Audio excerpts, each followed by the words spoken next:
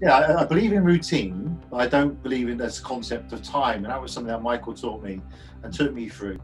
She woke me up and said, Uri Geller's on the phone. And this is his landline days. Michael Jackson's on the phone. He really needs to speak to you. I said, I just come back from him. Can you tell him I'll ring him back?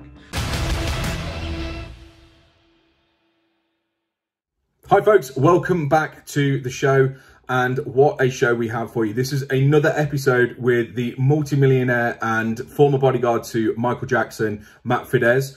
Actually, this subject is all about Michael. So enjoy this wide-ranging conversation with Matt Fiddes. We can't have a chat with you without talking about obviously the MJ stuff.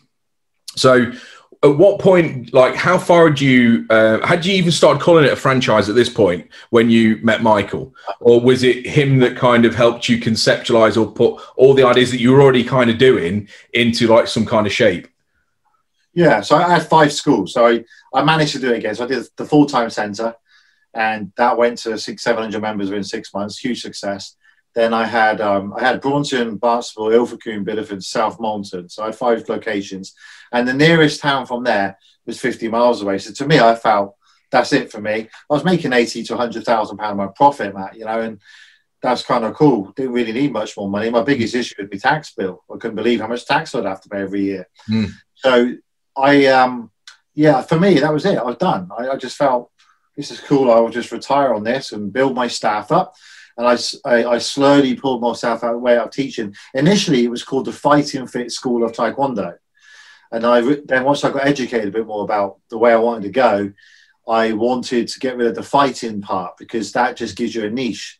So then I changed it to Matt Fiddes Martial Arts Schools, which means that my name's above the door. And parents like that because they feel like you're responsible for them. Yeah. Well, people buy from people, don't they? It's that whole, people know, like, and trust Matt. So, that's yeah. And also you positioning yourself as that key person of influence as well within your own like community and sphere as well. Yeah, and it got people talking because in North Devon, it's such a tight community. You think you've got this long, lonely road of like 45 miles, and then you've got all these beach towns. So you've got about 70,000 people or so. And I remember queuing up in like the equivalent of Greg's past these place now. I think it was called Free Cooks or something in Barnstable. I could hear them all talking about me in the queue, about this buzz about this guy who's come to the town and how wonderful this is for the kids. And we had ladies only classes and all this type of thing. And it was huge, but I had no idea where to take it next at all until a journalist came in one day and said, do you mind if I interview you about your success? I knew you were bullied as a kid. You've got none qualifications. He had 2 children. He was called Nick Constable. He was a freelance reporter for Southwest News, a news agency. So he supplies stories to newspapers. And he just interviewed me. I didn't think anything of it. I was kind of honoured, to be honest, Matt. I thought it was going to be on the local paper. That's how naive I was. Did a little photo shoot at the end of my sports car. And I said to him, is it going to make the local paper? And he said, yes, I'm pretty certain it will. Well, wow, man, 2 days later, it was like every front page of the tabloid, Sun, Star, Mail, bullied boy becomes millionaire. And then on the back of media, what normally happens is that I did the TV shows, Trisha, Kilroy, Esther Ramson, all the morning shows, Rain Kelly. So at this point, were they coming to you, or did you have because I know you're great with PR and you're able to jump on stories and comment and media. So did you automatically, was it a natural instinct for you to go, actually, where else can I get in touch with? Or at this point, had it span out and they were just getting hold of you? They just go on me. I had no clue about PR at that point. I had no idea. I was very naive about it, the whole thing. And back then, if you're in a national newspaper, the big TV shows will search through the papers to pick out people to go on their shows. So that's what's going on. So I ran all those shows, did the whole lot. And I loved it, I've got to admit, I loved the attention because I was bullied boy at school and no one wanted to know me. And everywhere I went, I was being noticed and recognised, especially for the ponytail man. And it was huge. It was absolutely huge. Then out of the blue, Uri Geller called me. For those people who don't know of him, maybe the younger generation, because he's moved to Israel now, is that he was in UK, he's more famous for bending spoons with power of his mind, and around the world he's got TV shows on. He's like the Tony Robbins for mindset. He just focuses on positive thinking and mindset. And Tony Robbins has his firework walk. Uri Geller has his bending spoons and mending broken watches and that type of stuff. So one of his security staff left a message on our answer phone.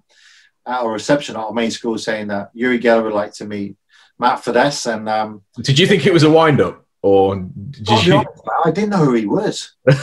I had to ask my mum. I said, listen, all my staff is saying I've got to meet this guy. And she said, what's he called? He's called Uri Geller or something, because he's world famous, Matt. He's been around since you're a child, since I was young. I got little vague memories of him bending spoons on TV. And then I realised that this guy was seriously successful. I mean, so is that legit? I mean, like between you and me and the whole YouTube audience and podcast audience, is that legit, that whole bending spoon thing? Yeah, I've probably seen it, you know, one of his closest friends, I believe. So I've seen it thousands of times. I've been in swimming pools with him when he's done it. People are handing him the spoons, chasing him down the street. I've seen him on airplanes. So other than his two children and his family, I've seen it probably more than anyone. And I ain't got a clue how he does it. It's not just spoons. I mean, it's forks and pound coins. Any cutlery, he doesn't discriminate. It's like, it's any. On Christmas Day just gone, he did a Zoom with my kids and my wife, and he's got the Uri Geller Museum in Israel. And it's not been able to open because of COVID. So he gave us like a private virtual tour. And at the end of it, he got all the kids on a Zoom and he got a pound coin and he did the same thing and it curled up on the screen. So I got no idea. Do you know what, Matt? He's not the only person I've seen do it too. When I spent time with Uri, there was a lot of kids who would come to his house and adults who can do the same thing. But he's like, anyone who's first becomes the most famous. Yeah.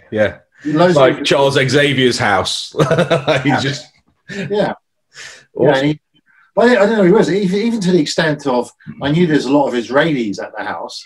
And one of his assistants, who's called Shippy, is also his brother-in-law. And I had to get Uri Geller's manager to describe Uri to me. Because I couldn't really Google it back then on that thing. But yeah, as soon as he came in the room, his presence, you could see the superstar image, the replica of the White House, the £20 million property that he's got in Sonham-on-Thames, next to George Clooney's house, and wow, it was unbelievable. I remember driving down there the first time, thinking, "This is where I want to be." You know, it's funny, isn't it? Like your perception of. I mean, I can just remember probably my dad taking the piss out of like trying to bend spoons and stuff like that, because that's the sort of dad jokes that they used to do, and you know, you then think about what actually they've achieved, that you know in your head. They're just some spoon bending, like crazy person on TV that you remember being a kid, but they've just amassed this huge like wealth, and they've got their entrepreneurs, their business owners. You know, it's like it's almost like, I know we've had conversations in the past a lot of the time about Michael and like the facade that's there. That's kind of put up, but really it's just a fantastic marketing machine. That's you know, you're seeing what they want you to see, and nothing else. He's very clever at that too. It's got like 48 books published around the world in different languages, and that's not self-published. That's with major publishers. And in this country, sometimes people, do you know what Uri used to say to me? You can't be a prophet in your hometown. Yeah. So I used to go to other countries with him, and it wasn't Uri Geller the spoon bender. It was Uri Geller, the famous mind power expert, you know, a motivational speaker. The spoons hardly came up. We were in Germany or Netherlands and so on. But he used to say you can't be a prophet in your hometown. So he didn't feel, well, from what I could see, to UK wouldn't give him the respect. Like, he has this show all around the world called The Next Uri Geller, where people will come up and try and show their skills to take his place one day as being the most famous, you know, mystic in the world, or illusionist, or whatever you want to call it. And in England, it's not ever been aired because he lived here. It's been every other country, or even America. They changed the name, they called it The Phenomenon America. But it's interesting that you find that your own town, your own region won't give you the respect like other countries. Like if I go to Australia, it's manic for me with the media requests and stuff. In the UK, it's always down to that Michael Jackson element. We're a funny audience though, aren't we? In the UK, you know, it's like I smell bullshit. No, and that's it. That's it. The doors are closed. God love us. And they want you to do well, but then when you do well, they stab you in the back. Yeah, in America, they pat you on the back and think, "Now, can you teach me how you've done that, please?" Yeah. You just say, work hard at school, get lots of qualifications, go to university, get a good job and lots of money. But when you do earn lots of money, they're hating you. We're going to tax the shit out of you and call you a knobhead. It's a very strange setup, and it took me years to understand that concept, you know, just of how that works. But yeah, Uri was a massive influence on me, and we became best buddies as godfather to Madison, my eldest child, and And he let me into his inner circle, which is kind of rare because people at that level are very paranoid. And of course, on the back of that, I got to meet all his friends, and they are all mega achievers, to say the least. You know? Yeah. Huge. Well, that's obviously how you met Michael. So, and he obviously became such a big influence in your life. And would you say that it was that influence with you becoming such close friends with MJ that then was it almost for you the sum of the people that you were surrounding? You know, so say you're the average of the 5 people you spend your time with. Now, if you're spending your time with Michael Jackson, Uri Geller, and you know, your average has suddenly gone through the roof. So, do you think it was by, and nothing's ever by default, it's by design, certainly where wealth is created. But do you think that was pivotal in what you felt you could do more and above what you'd already achieved?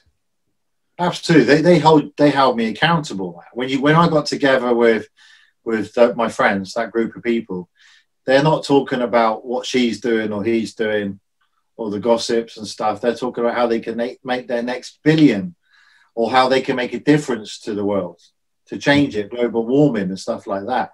So that was a difference. And it wasn't just Michael. Michael was very inspirational to me because he was so switched on the whole concept of franchising and licensing, because he's lent his name around the world. Everyone's aware of the Pepsi deal, one of the biggest endorsement deals ever. Tony Robbins refers to it in his audio program, Personal Power, how Michael was clever with that. So he was very switched on that avenue. But if you're Michael Jackson's friend, and once it's public, everybody, including his inner circle, want to be your friend. And at the time, I didn't know that was going on. I just thought it was normal when you're 18 and you're hanging out. The only thing that was not normal was when you got home, you had to lie about where you've been at the weekend because everyone think you're loopy.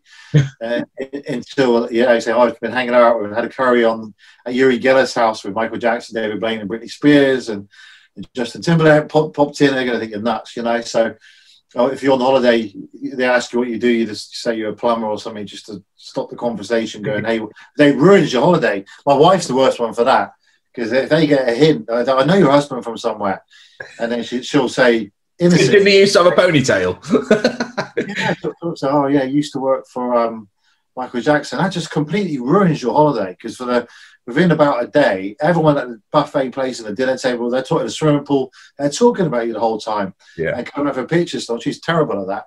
But it's yeah, it was, you know what, there's no doubt about it. If I look back now, there was no way I would have achieved what I achieved if at 18 years old, Uri Geller didn't call me and I was placed in this very privileged position. I had no other friends. All my other friends were out, you know, going partying, getting drunk, getting laid.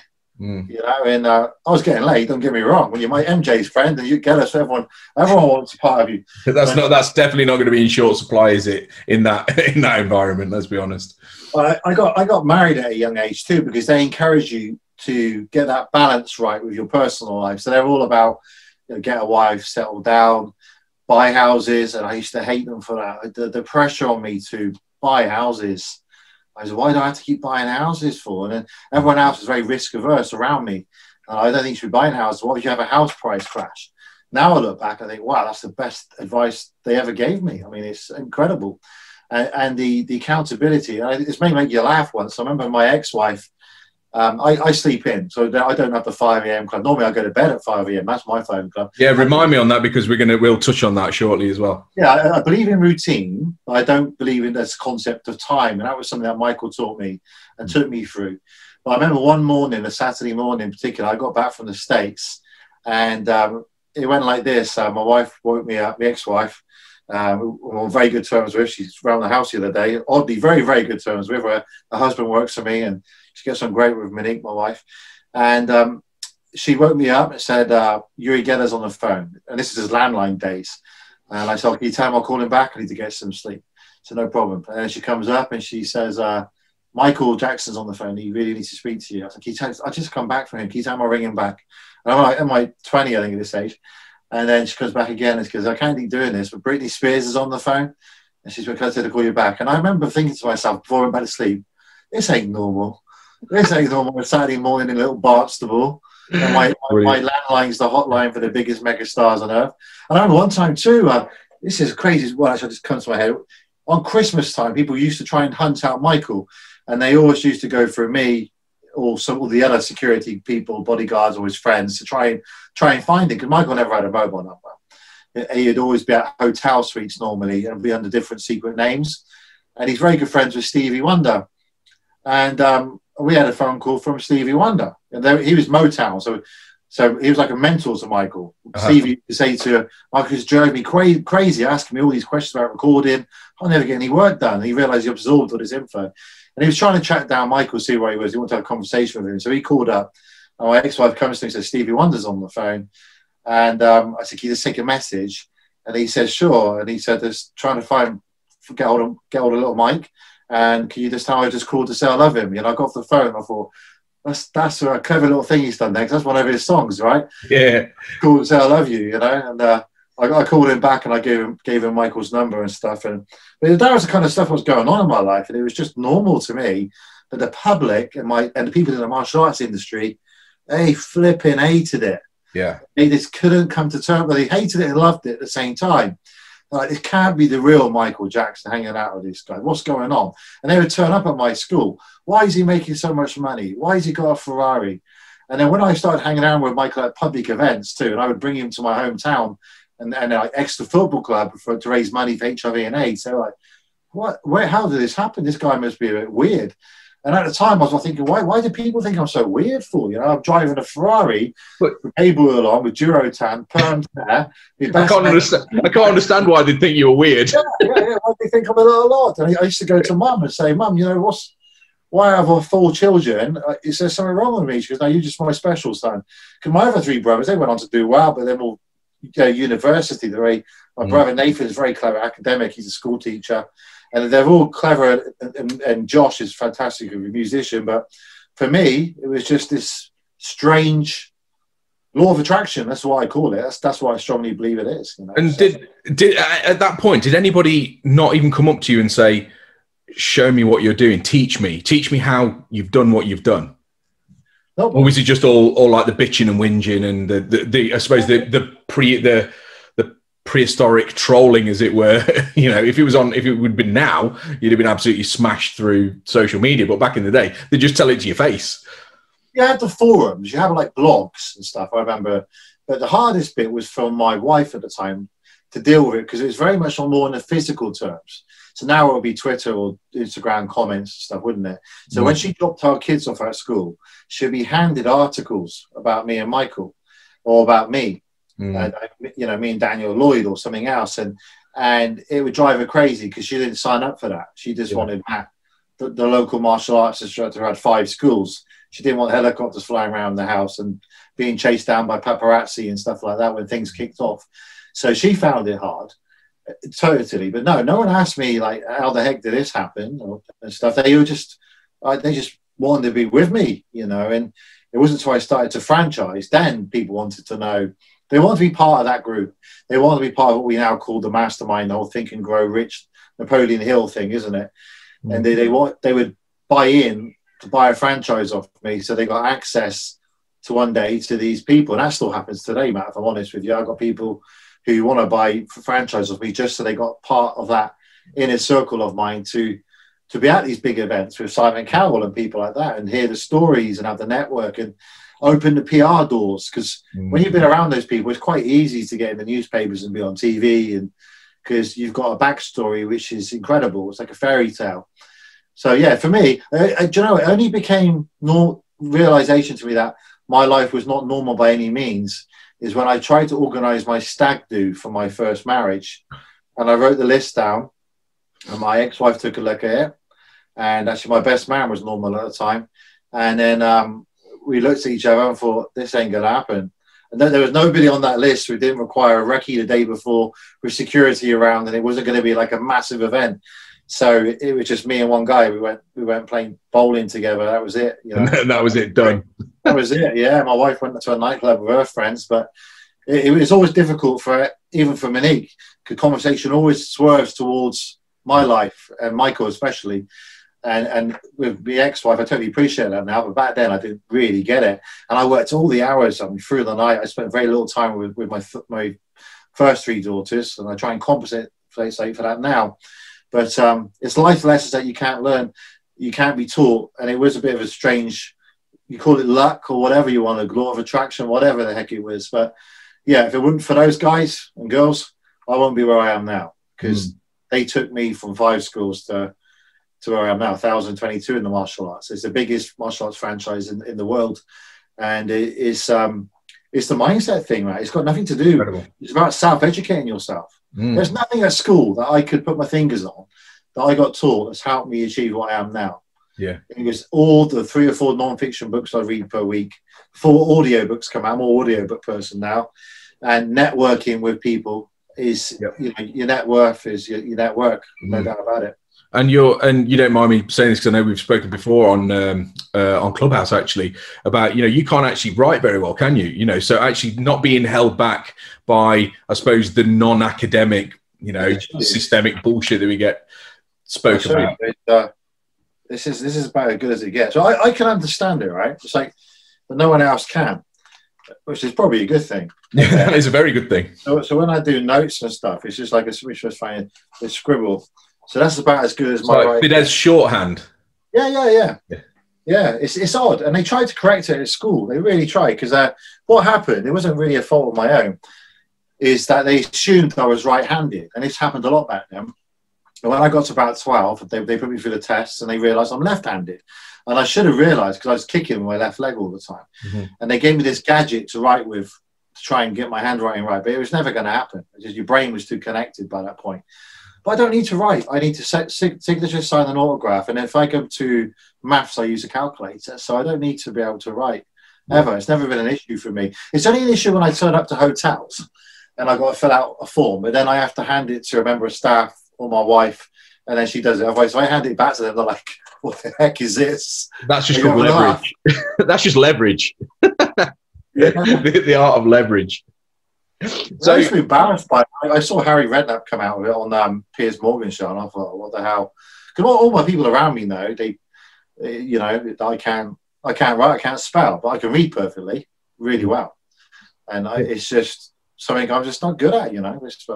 And at the end of the day, it's obviously not done you any harm. Do you know what I mean? It's not held you back, has it? You know, in a conventional wealth sense, it's not done you any harm. Yeah. So would you say that was kind of the biggest lesson that you learned in the MJ days that sort of brought you forward? And what do you think that if he was here today, what do you think he would say to help you get to that next level again? Biggest lesson he taught me was I was in his hotel suite one day, and billionaires, we want to ask questions of them, but in fact they're so sick of being asked questions about themselves, especially him. They quiz people like me who are just the 18, 19-year-old karate teacher. So he would quiz me all the time. How's your schools doing? You know, have you found a wife yet? How many? And I said, I've got 5 schools. He goes, great. How many students you got? How much growth have you had over the last year? And I said to Michael, I said, I can't go anywhere else. The next town's 40 or 50 miles away. How can I get a member of staff to drive down? It was called the North Devon Link Road, the dual carriageway, a very bad one too.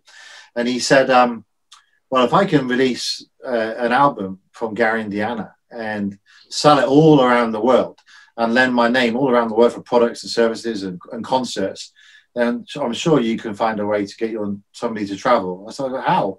He said, it's called franchising your brand. I said, well, no one's ever done that in the martial arts before, Michael.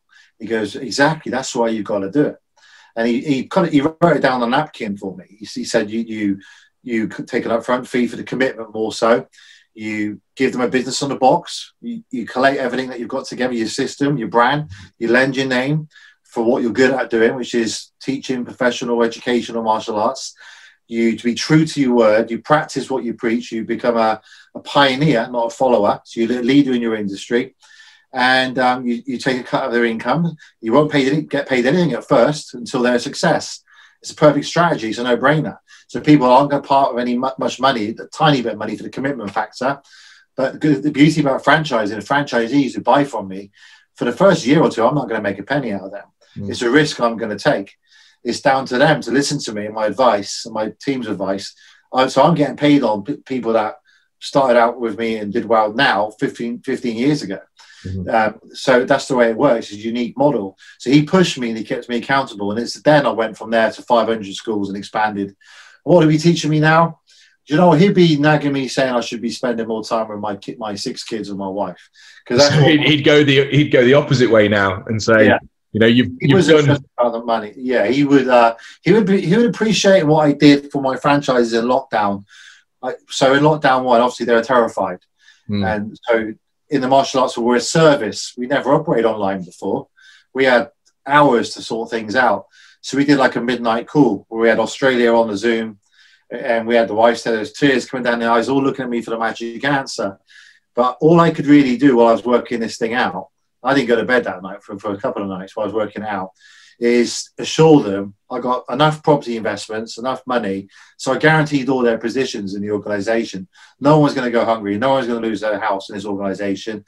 You're all going to come out of this. And I also guaranteed them all. I realised that when we're coming out of the pandemic, they're probably all going to be pretty financially broke. It's what we assumed at the time, because the financial support took a while to be announced, if you remember. Yeah. We didn't know which way that was going to go. Some of our franchisees got nothing at all.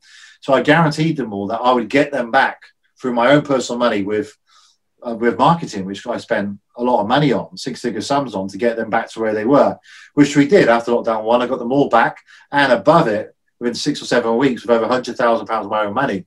So that gave them the faith to go out there and teach online Zoom and make it happen. But I could have done what I could have said to them all, and I did. I think I did say in the Zoom, I said, like, guys, you know, trust me here. I don't need to be here. I can go and live off my property income forever. I'm here because I value each one of you, and I know your kids' names. You've grown up with me. You put me where I am.